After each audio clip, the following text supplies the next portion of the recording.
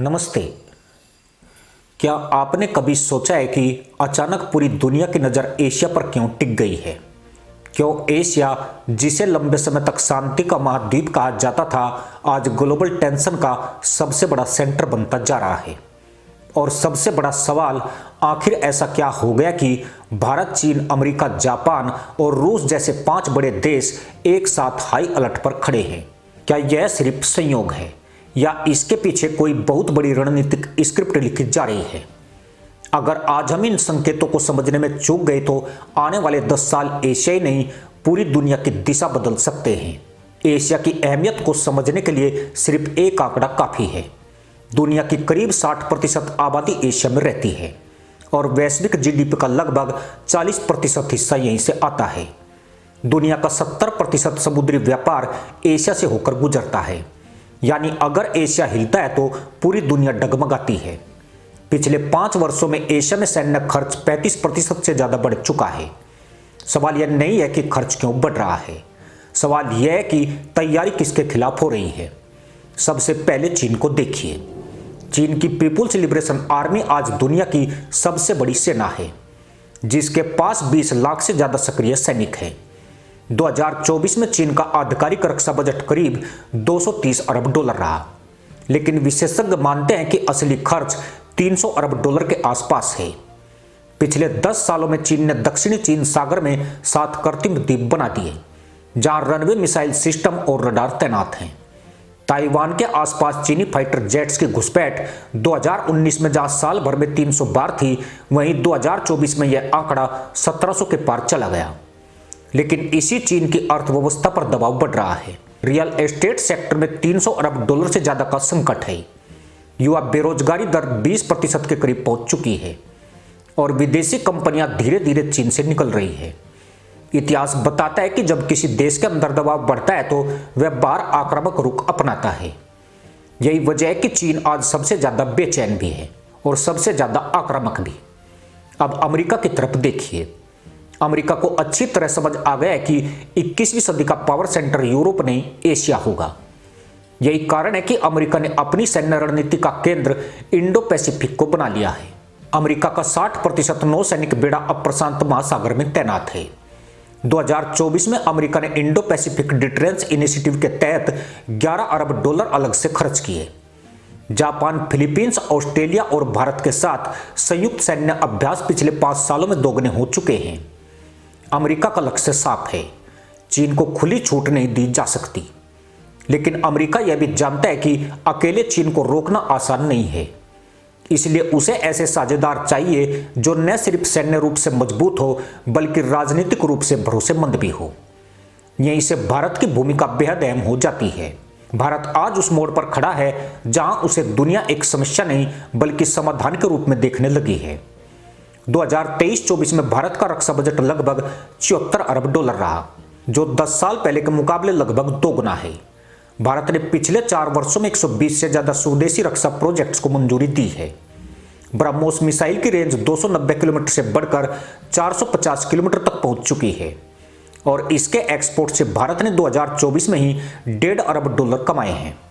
लेकिन भारत की असली ताकत सिर्फ हथियार नहीं है, भारत की असली ताकत उसकी रणनीतिक स्थिति है। हिंद महासागर से गुजरने वाला 80% तेल व्यापार भारत के आसपास से होकर जाता है। भारत अगर चाहे तो पूरे इंडो पैसिफिक के समुद्री संतुलन को प्रभावित कर सकता है। यही वजह है कि आज कई देश भारत को नेट सिक्योरिटी प्रोवाइडर कहने लगे हैं। जापान की कहानी और भी दिलचस्प है।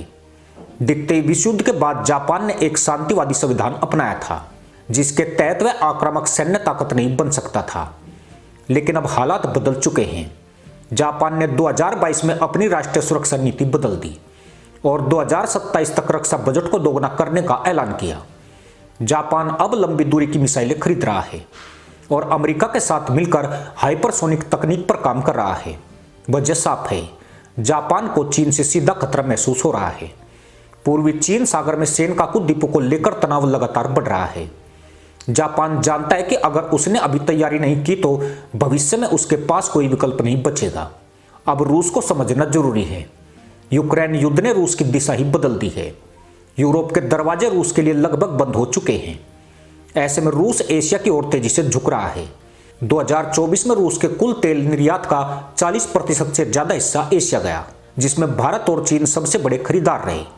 भारत ने रूस से रियायती दरों पर तेल खरीदकर अरबों डॉलर बचाए। रूस के लिए भारत सिर्फ ग्राहक नहीं बल्कि रणनीतिक संतुलन भी है, क्योंकि रूस नहीं चाहता कि वह पूरी तरह चीन पर निर्भर हो जाए। यही वजह है कि रूस, चीन और भारत तीनों के बीच एक अजीब सा संतुलन बन रहा है, जो एशिया के पावर मैप को और जटिल बना देता है। अब सवाल उठता है कि इतने तनाव के बीच सबसे बड़ी बाजी कौन मार सकता है? जवाब छिपा है सप्लाई चेन में। कोविड के बाद दुनिया ने एक कड़वी सच्चाई देखी। चीन पर जरूरत से ज्यादा निर्भरता खतरनाक है। 2020 में दुनिया की 28% मैन्युफैक्चरिंग अकेले चीन में होती थी। अब बड़ी कंपनियां चीन से बाहर निकल रही है। एप्पल ने 2024 में अपने आईफोन उत्पादन का 14% भारत में शिफ्ट किया। अगले 3 सालों में यह आंकड़ा 25% तक पहुंच सकता है। भारत की मैन्युफैक्चरिंग ग्रोथ 11% के आसपास पहुंच चुकी है, जो चीन से ज्यादा है। भारत का एक्सपोर्ट 2014 में 314 अरब डॉलर था, जो 2024 में 770 अरब डॉलर के करीब पहुंच गया है। यह सिर्फ आर्थिक आंकड़े नहीं है, यह पावर शिफ्ट के संकेत है। भारत की खास बात यह है कि वह किसी एक खेमे में पूरी तरह बंधा नहीं है। भारत अमेरिका के साथ क्वाड में है, लेकिन रूस के साथ भी मजबूत रिश्ते रखता है। भारत चीन से प्रतिस्पर्धा करता है, लेकिन सीधी टकराव की भाषा से बचता है। यह स्ट्रेटेजिक ऑटोनॉमी भारत को बाकी देशों से अलग बनाती है। दुनिया आज ऐसे देशों की तलाश में है जो स्थिर हो, भरोसेमंद हो और किसी भी ध्रुव का गुलाम न हो। इस कसौटी पर भारत काफी हद तक खरा उतरता है।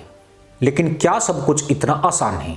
बिल्कुल नहीं। भारत को अपनी सीमाओं पर चीन से सीधा खतरा है। एलएसी पर पिछले 4 सालों में 60,000 से ज्यादा सैनिकों की स्थायी तैनाती करनी पड़ी है। भारत को अपनी आर्थिक रफ्तार बनाए रखने के लिए हर साल कम से कम 80 लाख नई नौकरियां पैदा करनी होगी। भारत को टेक्नोलॉजी और सेमीकंडक्टर जैसे क्षेत्रों में तेजी से आगे बढ़ना होगा। यानी मौका बहुत बड़ा है, लेकिन चुनौती उससे भी बड़ी है। अब जरा पूरी तस्वीर को ऊपर से देखिए। चीन दबाव में है, अमेरिका सतर्क है, जापान बदल रहा है, रूस दिशा तलाश रहा है और भारत उभर रहा है। यही वजह है कि एशिया आज हाई अलर्ट पर है। यह अलर्ट सिर्फ युद्ध का नहीं है, यह अलर्ट है बदलाव का। इतिहास में जब जब पावर मैप बदला है, तब तब कुछ देश आगे बढ़े हैं और कुछ पीछे छूट गए हैं। सवाल यही है कि भारत इस बार की सूची में होगा। अगर भारत अपनी आर्थिक गति बनाए रखता है, रक्षा में आत्मनिर्भरता बढ़ाता है और कूटनीतिक संतुलन संभाल कर चलता है, तो आने वाले दशक में एशिया का केंद्र नई दिल्ली बन सकता है। लेकिन अगर भारत चूका तो यह मौका किसी और की झोली में चला जाएगा। यही वजह है कि आज एशिया सिर्फ हाई अलर्ट पर नहीं है, बल्कि इतिहास के चौराहे पर खड़ा है। अब आखिरी सवाल आपसे, क्या भारत इस ऐतिहासिक मौके को पहचान पाएगा या एशिया का पावर मैप किसी और के इशारे पर बदलेगा? आपकी राय क्या है? कमेंट में जरूर बताएं।